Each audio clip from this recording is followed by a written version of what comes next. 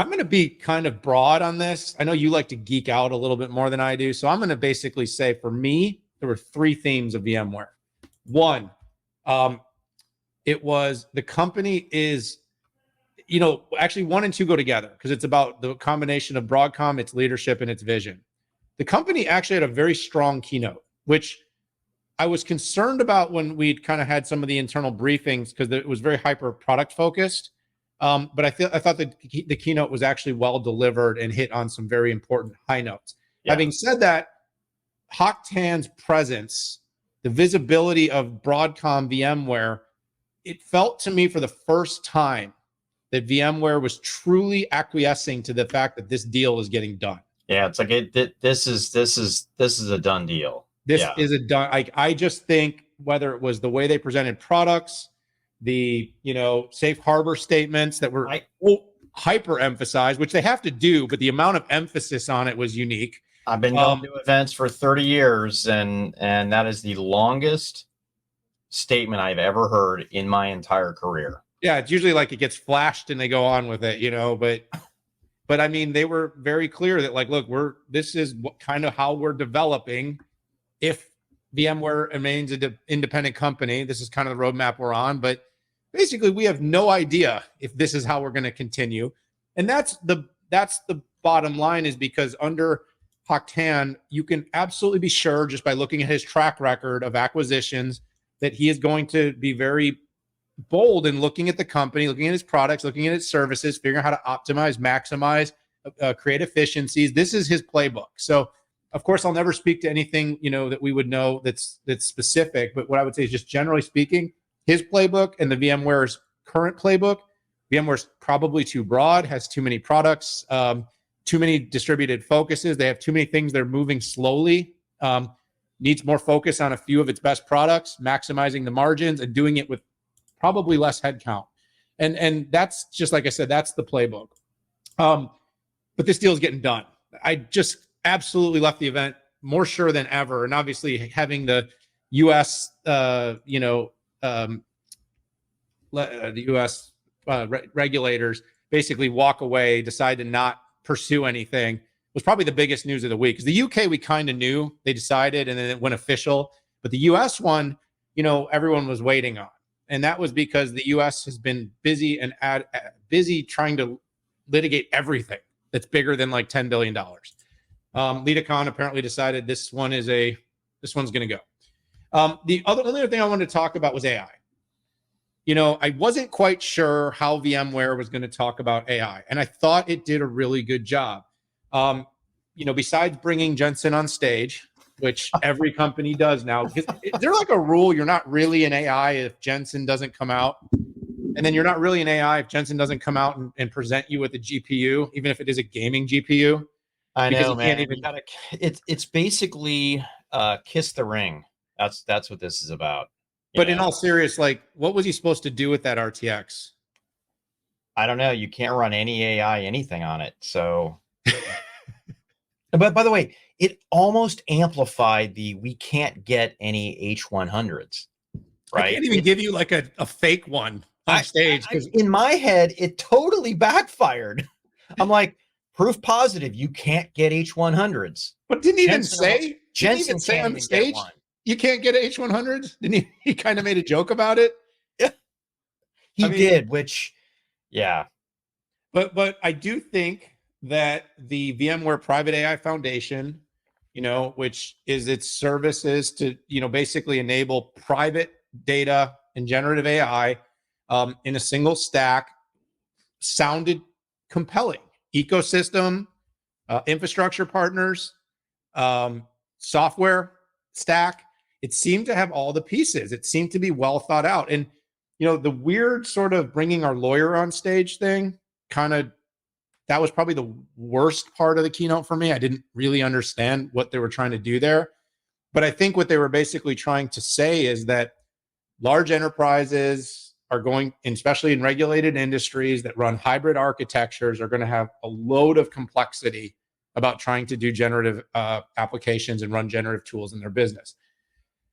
To have a offering that's hybrid, that focuses on data privacy and security and allows for prem, is going to be important to those companies. And I thought the company, like I said, did a good job at, obviously having all the parts, pieces, the GPUs and DPUs from NVIDIA, and partnering with the likes of Dell, HPE, and Lenovo on the hardware side to enable prem and cloud and private AI to be delivering generative tools. So those were my two big takeaways. Was basically they did a good job on AI, which I thought they might fumble, and they didn't. And this deal's getting done. So, wow, for not knowing quite what to say, you certainly had a lot to say. hey, that's why no, it's called no, the 610. no, exactly. Just wait, sit back, get a cup of coffee, folks. Pat's gonna. No, there is so much to talk about in this at this show. We could probably take the entire show, right? It costs extra, by the and way. talk about it. I mean, first off, it's kind of an odd show for me because I'm used to showing up and meeting one-on-one with CEOs, presidents, and the business unit leaders.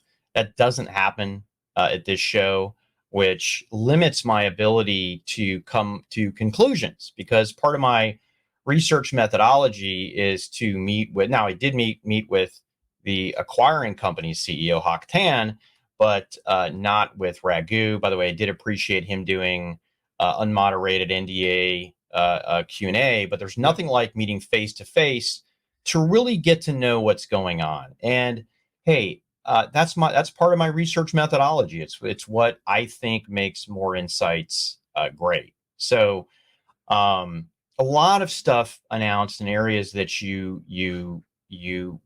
that wouldn't be a shock, just like you said. Increases in multi-cloud and a new on-prem and orchestrator for AI. Not a whole lot about the client stuff, with the exception of automated workspaces. So let me dive into the multi-cloud part. First, I had to contend with, hey, Tanzu is changing, Aria is changing, and I'm gonna have to do a lot of work to untangle that. Okay, I do think that VMware has the best hybrid multi-cloud story that encompasses apps, it encompasses networking, and certain elements of security. It's not taking off financially. I don't understand why. But then again, on the other side of my mouth, that growth is around 30%, which is larger than the hyperscalers. So it is growing, just not adding as many dollars as I would expect. And I'll be honest, I don't have the answer at this point. My instinct tells me it's a go-to-market issue, okay, and it's a sales issue that partners can't punch it through, their salespeople can't uh, uh, punch it through, and I think that enterprises are contending so much potentially with this new AI burden that it could be an issue. But out of the other side of my mouth, I'll say, to really pull off AI, you really have to be an arbiter of multi-cloud. So I need to get underneath that.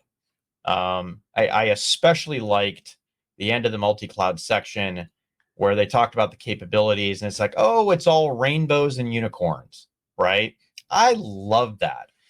Their president is a great guy in terms of how he can deliver this message, but I think it's a go-to-market and sales execution issue. That's the only thing I can place. Now, things like NSX don't have all the capabilities that these enterprises needed for multi-cloud. That's where NSX Plus comes in to the stage. I also thought it was interesting that just how deep the company is getting into ransomware, which is interesting because if you look at Veeam, Cohesity, Haiku, Dell Technologies, right? They're now competing with many of the folks that they partner with, right? But let me move to AI here. Dan, like you, I thought the story was one of the best ways of showing how complicated it's going to be to get your on-premise or private data infused into generative AI. And I really liked the discussion between the difference between what they call predictive AI, which is essentially high-end analytics, ML and DL, versus generative AI. But one thing, again, the story is great. I thought what enterprises do need to fully understand is that it's not just putting a customer service chatbot out there and getting access to public data. You got to combine marketing, supply chain, sales, HR, legal, R&D, customer experience, manufacturing. It's the ultimate connecting the front end to the back end. If you really want to do what enterprises want to do. And if you think about the companies, let's just say 75% of the data is on-prem. Does this drive people to put all their data into the cloud, this type of data? Or is this going to be a boon for on-prem? And I don't have a definitive answer yet on that. First of all, I need to know how many GPUs NVIDIA is actually going to send to enterprise. So if you don't send GPUs to enterprise, not only can you not do inference, you can't do training. And yes, the big companies with the proprietary data are going to do training on-prem.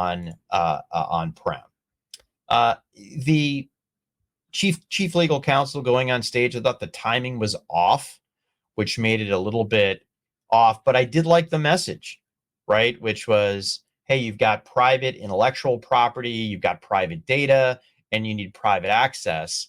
How are you going to work with all this in generative AI land? Finally, and I'm going to breeze over these because we're running out of time, and this can't be the 650. Two main offerings. First one was an open architecture that they specified. Now, you can't buy an architecture, but it's a framework for everybody else other than NVIDIA to come in and add value. Okay. But the second thing they did is, like you said, they rolled out Jensen, and there is a VMware private AI foundation with NVIDIA, okay, which essentially is more of a prepackaged, pre-tested, it works. It's leveraging not only NVIDIA hardware, but CUDA, but also, and I think even more importantly, the libraries, the frameworks that come in there, that come along when you have NVIDIA. So with NVIDIA, kind of means to me that they're opening the door to, with AMD, with Intel, with Grok, right? Somebody like that.